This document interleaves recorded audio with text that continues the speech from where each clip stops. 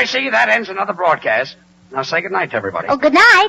George, take me home and I'll fix you a nice turkey sandwich that was left over from Thanksgiving. Have you still got any white meat left? This turkey was all white meat. How can a turkey be all white meat? Well, if they push Thanksgiving a week ahead on you, you turn white, too. Well, good night, all. Well, we're off the air. All fine. Quiet, boys. Quiet. Quiet, I'm talking to the production man. Hey, Wayne, how was the show? Well, it seemed like a good air show, but I thought the audience was a little slow. Slow? I thought they were a great audience. I thought they were rude. Rude? Hey, every time I said something, they laughed at me.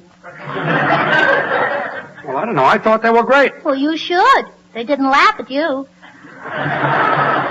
Well, I'll find out for myself. Wayne, is the record of our broadcast ready? Yep. Well, play it back, will you? Stand by, everybody. Okay, sound man. From Hollywood, the George Burns and Gracie Allen Show for Hormel and Spam.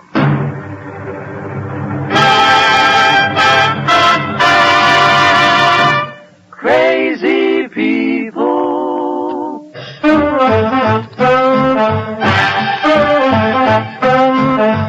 Spam, rebop, boom, spam.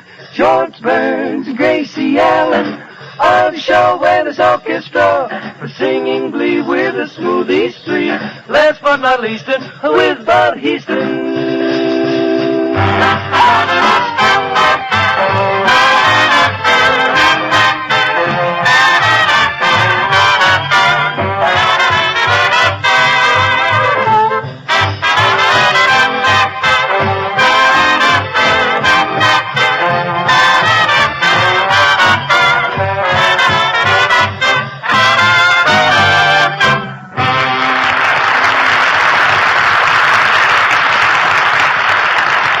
Sorry, folks, it's laugh night at your house with Burns and Allen. So listen closely. And you know something? You'll have no trouble getting your family up in the morning if you just take this tip. Open a can of Spam, cut off a few slices of this tender, tasty meat, and fry quickly in a hot pan. That delightful, rich aroma will bring the sleepyheads to the table on the run. Because Spam tastes so good and is so easy to use, it's a breakfast favorite in thousands of homes today. You like Spam's mouth-watering flavor, its juicy extra goodness. Tired appetites wake up in a hurry when Spam is sizzling in the pan. Serve Spam and eggs, America's modern breakfast. Be sure to tell your food dealer you want S-P-A-M Spam. Get a can or two when you shop tomorrow.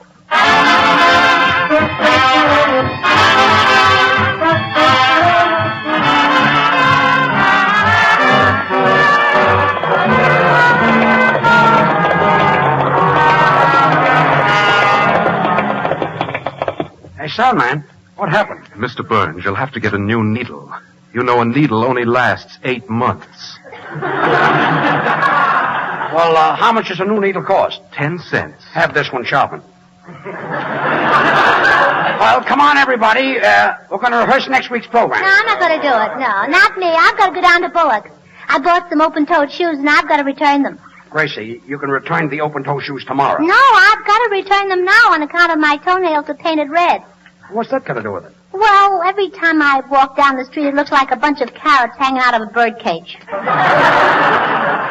Well, Gracie, first we're going to rehearse next week's show. Oh.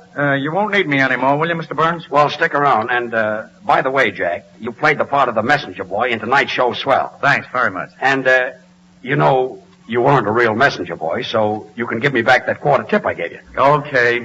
And here's the string. Well, now, let's see. What do we do next week? Hey, George. Yes, Artie. Can I have my check now? Your check? Yeah, well, after rehearsal. I want my check now. I got to take it to the bank. Well, why do you have to take it to the bank? It's too small to go by itself.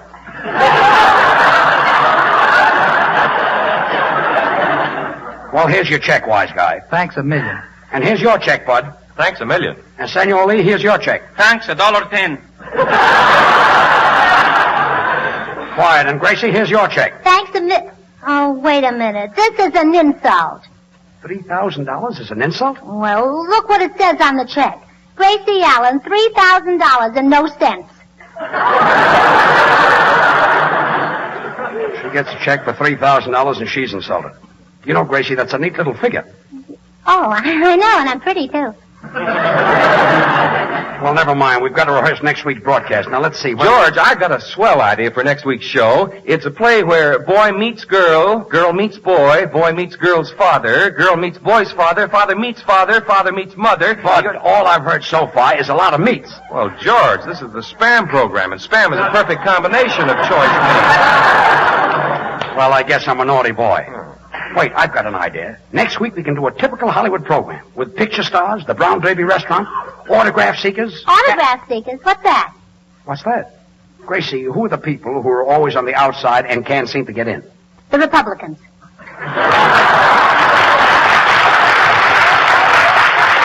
Yeah, that's what I meant, yes.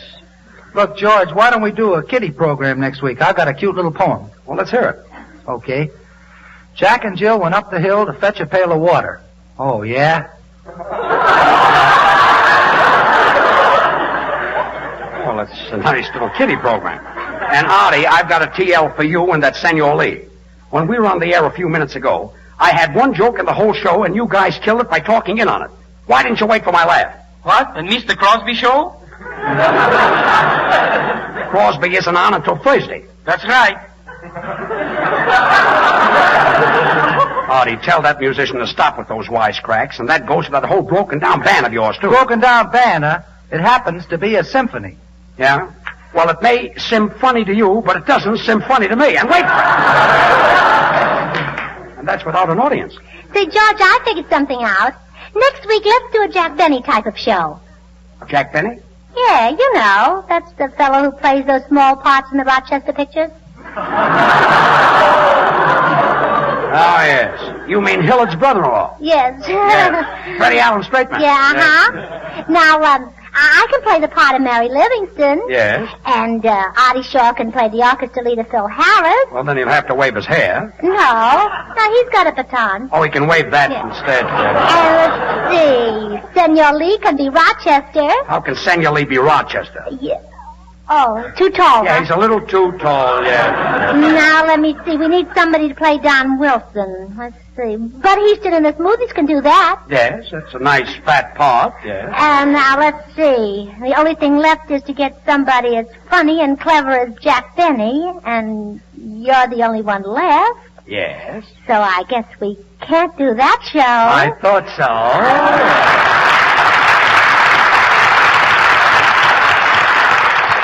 Hey, Smoothies, Babs, what number are you, Charlie, and Little going to sing next week? Whispering. Well, let's hear it, All right.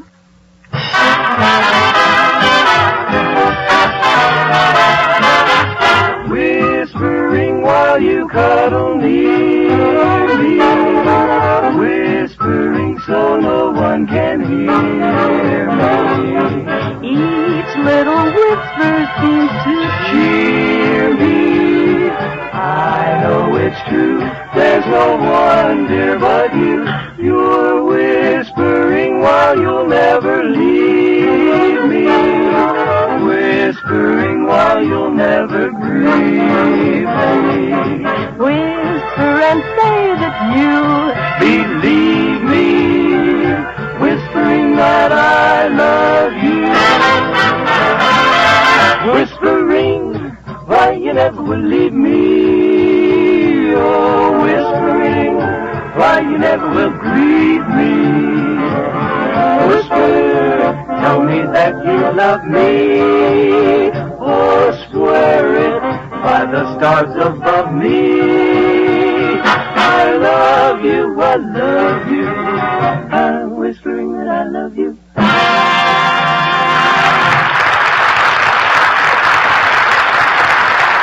Well, that was great, kids. They'll love it next week. Thanks, Mr. Burns. Good night. Good night, Babs. Good night, Charlie. Good night. Good night, Little. Good night.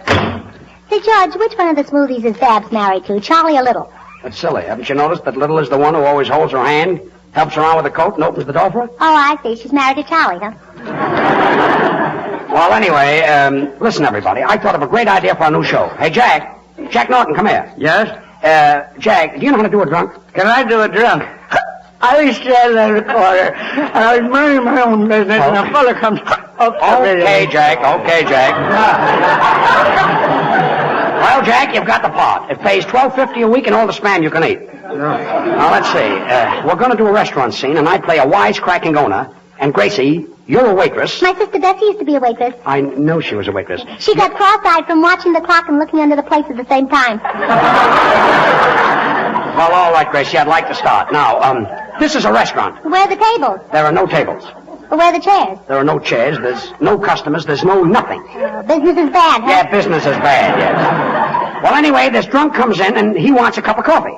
But there are no tables? No. And he sits down. There are no chairs? No, there's no chairs. And he's drunk, huh? Well, anyway, when the drunk comes in and he asks for a cup of coffee, you holler, boss, boss. And that's where I rush in and do my funny stuff, you see? Now, Jack, you go outside and open the door, and Soundman, you let him in. Okay, let's start. Mr. Burns.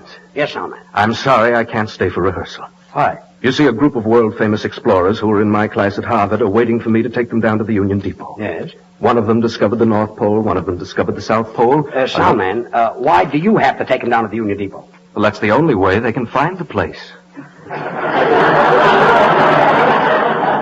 Well, you're staying right here. Now, come on, let's start. And don't forget, Gracie, when the drunk comes in and he hollers, boss, boss, I rush in and I do my funny stuff. Yes. Okay, here we go. Say, miss, I beg your pardon. Could I have a cup of coffee, please? Did you say coffee? Wait a minute, Gracie. What kind of acting is that? Why so weak? Well, if you think I'm weak, you ought to taste the coffee. No. Look, Gracie, when he says, miss, I'd like a cup of coffee, put your personality into it. Well, maybe he doesn't like it sweet. Now, let's start all over again. Well, Come George, on. I don't want to butt in, but if you want to make your restaurant a success, why don't you do what we do at home? What's that, Bud? Well, for Thanksgiving, we always stuff a turkey with Spam, and it's a delicious You meat. stuff a turkey with Spam? Well, sure. We might as well give the turkey something to be thankful for, too. Well, never mind. Come on, let's get started. Now, don't forget, Gracie, when he comes in and he says he wants a cup of coffee, you holler, boss, boss, then I rush in and I do my funny stuff. Yes, I Okay, know. Jack, let's stop. Oh, say, miss, I beg your pardon. Could I have a cup of coffee? With or without cream? What's the difference? 5 cents. Well, come on, let's try it again. Senor Burns, as a director, you're a regular Cecil B. Schlemiel. You mean DeMille. Schlemiel means I'm a dope. Absolutely correct. Correct? Yes. And now do you want to try for $32? Take it or leave it. Marty, what are you going to do with that guitar player? He just called me a dope. Look, George, don't get excited. He's a foreigner. He just repeats what everybody else says. Yeah? Well, you can stop with those wisecracks, too. Look, guess what my drummer says to me every time you tell a joke? Artie, that isn't funny. Absolutely correct. Correct. Yep. Now, do you want to try for $64? Take it or leave it. No, don't take it. Quiet, everybody. Say, miss, I beg your pardon. Pardon me, Jack. Could I have a Yes, cup of- yes, Jack. I know. I forgot all about it. It's a sketch. Try it again. All right. Oh, say, miss, I beg your pardon. Could I have a cup of coffee? Well, Gracie, why don't you answer him? I'm watching a customer play a slot machine. There's no customer and there's no slot machine.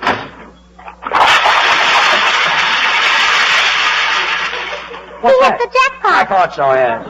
Jackpot. I must be crazy. Absolutely correct. Give the man $64. Oh, quiet. Go ahead, Jack. Start again. Say, miss, pardon me. Could I have a cup of coffee? I'm sorry, sir. You have to wait a minute. I'm folding napkins. Folding napkins? Oh, I love to fold napkins in the cot. I used to be a baby's nurse. Jack, let's start again. Hey, miss, I beg your pardon. Could I have a cup of coffee? Well, you'll have to wait. The boss is busy. He'll bring your coffee in a few minutes. Chasing Sanford? We're chasing the cook. Gracie, look, I'm going to cut your part down just a little bit. When the drunk comes in and says he wants a cup of coffee, Yes? you say nothing. I come right in and I do my funny stuff without you. Go ahead, Jack. Let's go. Pardon me, miss. May I use your telephone? What's that? You're supposed to be drunk. What about the coffee? I don't need the coffee. This thing took so long, I got sober. You did,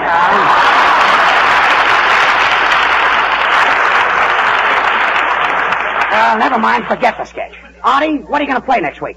I'm going to play What Is There to Say. Well, all right, play it. I'm going into the control room and hear it.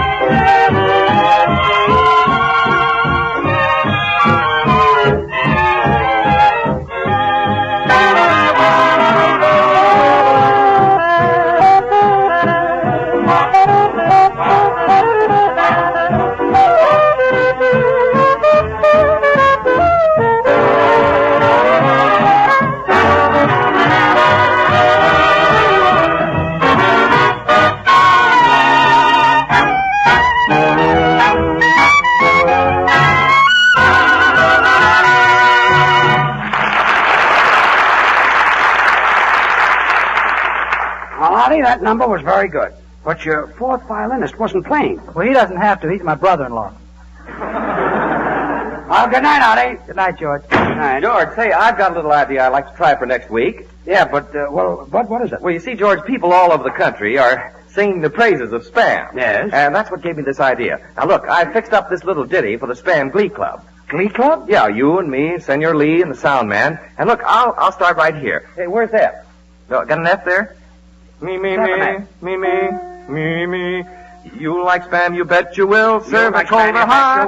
Serve a cold or hot. You will always make it happy. You like Spam, you happy. You like cold or hot. You like Spam, you happy. You always cold or hot. You always made it happy. It always hits the spot. It always hits the spot.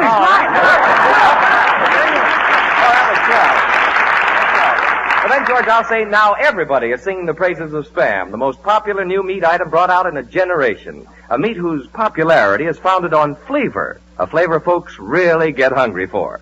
Hormel discovered this new combination of meats, a new and better way to season it, a handier package to put it in. Spam, S-P-A-M, is a combination of pork shoulder meat, sometimes called picnic by you women, and ham meat. There's the difference. The difference? Yes, George. Hormel uses the pork shoulder to make Spam sweet and juicy. Then the ham it takes to give Spam that extra goodness and flavor. That's why Spam really does taste better, fried, served cold, or baked.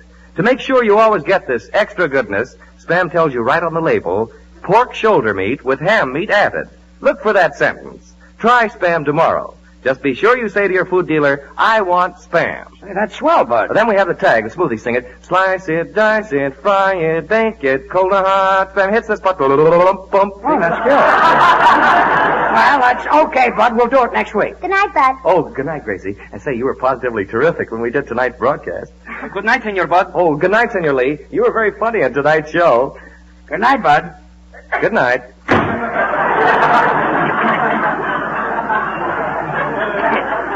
Said he is a wise guy. Well, so long, everybody. So long, senor. Senor. I certainly enjoyed the bread crust tonight. Well, thanks, kid. I've got a date tonight with a girl from Earl Carroll's Von Nighties.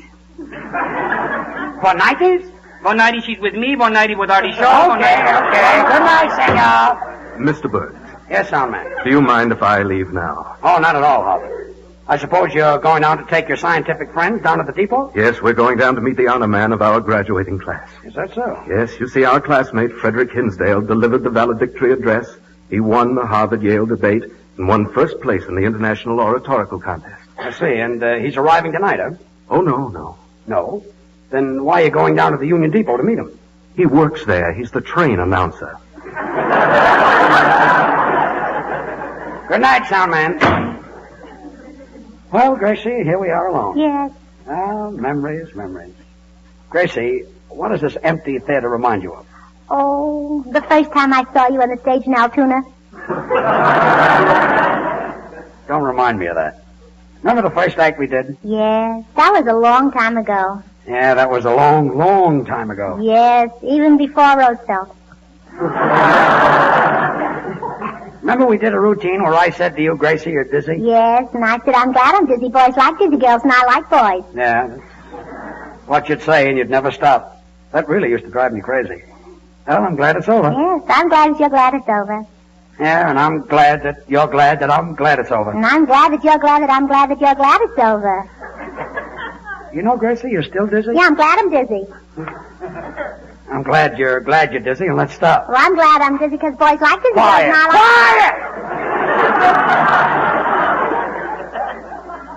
Ah, those were the good old days. Remember, Gracie, the first time I asked you to go to dinner? Oh, I'll always remember that. I didn't have a quarter. But you still took me to dinner. Do you know why? Sure, I had the quarter. We had flapjacks and coffee for 10 cents. Remember those flapjacks? How can I forget them? They're still flapping. Remember, Gracie, we were both trying to get jobs. One week I wouldn't eat. And then next week I'd get a job. Yeah, I can remember now how I used to tell everybody that someday I'd be a big comedian. But they all laughed at me. Oh, they're not laughing at you now. Yeah, it seems like yesterday when Lester Hamill, my agent, said, George, get yourself a dumb dame and go into vaudeville. But you got me instead. Yes, and we started small, but I knew someday we'd get an opportunity. Remember we played the Myrtle Theater in Brooklyn? Oh, sure. Then we went to the Hill Street Theater in Newark. Mm-hmm. And Poli's New Haven. Mm-hmm. And the Gem in Philadelphia. Yeah, and the Bijou in In Schenectady. Schenectady. Oh, That's sure, right. I remember that. We did it all in 2 weeks. Yeah, well, we were younger then. We could walk faster. Remember, Gracie, in those days we used to work for peanuts. Yes. And now you're working for Spam. Is that better than money? I think so. Will you ever forget the day when we got a wire from Eddie Darling saying that we're booked into the Palace Theater in New York on Broadway? Oh, George, that really was a thrill. I'll say it was. I can see it now. The opening day. We were standing in the wings, frightened to death. The orchestra started to play our number. We were petrified. We couldn't move. Eddie Cantor pushed us on the stage. Have you saw the roses in the garden? Have you saw? Gracie, what kind of grammar is that? Who told you that ain't high-class grammar? Who told me? Yeah. I seen it in a book where I live at. Oh. Say, whom teach you to speak the proper language? Whom teach me? Yes. Why, I can learn you how it should be spoken. Oh. Well, I suppose you got your knowledge? Yeah, I'll bet that's the college. I think them colleges are a joke. You do, huh? I know how to use the English language, and I don't use no adverb for no noun. But can you learn me how to parse a comma? Oh, sure. Don't that grammar make you frown? Ain't it fear some people don't know nothing? Oh, sure. For adjectives, they use the plural Q. Them words is hard to use, but there's much worse. Ah, but they don't trouble I and you. Now we dance. Lump-a-dee-lump-a-dee-dee-da-da. Lump-a-dee-dee-dee-dee-dee. Stop. Gracie, do you like me? Oh, sure, Harry. Harry, my name is George. Oh, I keep thinking this is Tuesday. Music. Lump-a-dee-dee-dee-da-da-da. Stop. George, my sister just had a new baby. Boy or girl? Well, I don't know, and I'm dying to get home and find out whether I'm an uncle or an aunt. Music.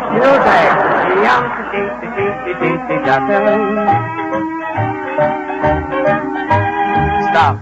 You know, a very funny thing happened to my mother in Cleveland. Oh, I thought you were born in Chicago. Music. Them but they don't stop lying you. That's the finish. They don't stop lying you.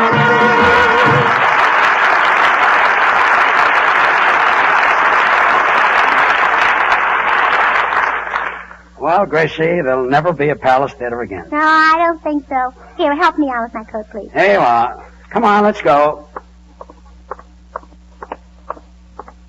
Good night, Miss Allen. Oh, good night, doll man. Good night, Mr. Burns. Good night, Frank. Wait a minute, I'll give you some change. That's a change here. Gracie, have you got a quarter? Same old George.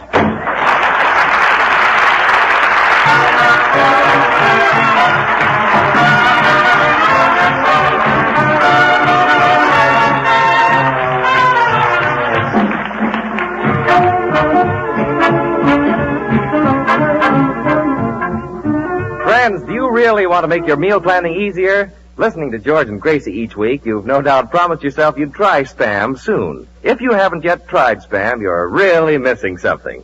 Spam is the most popular meat item brought out in a long time. Thousands and thousands of families now use it regularly. Join them. Try Spam tomorrow. Use the recipes on the label. Ask for S-P-A-M, Spam, when you shop, and discover the easy way to serve good food.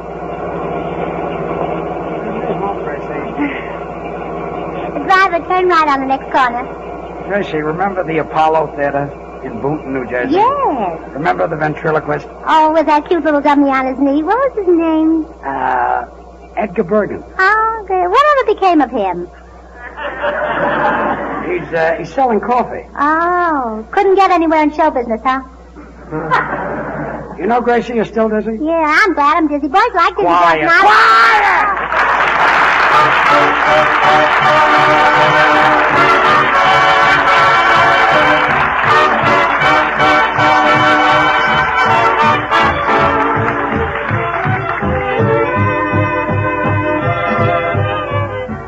Join us again next week, same time, same station, for another Burns and Allen show with Artie Shaw and his orchestra and the Smoothies. This is Bud Heaston speaking for the Hormel Company, reminding you to remember that cold or hot, Spam hits the spot.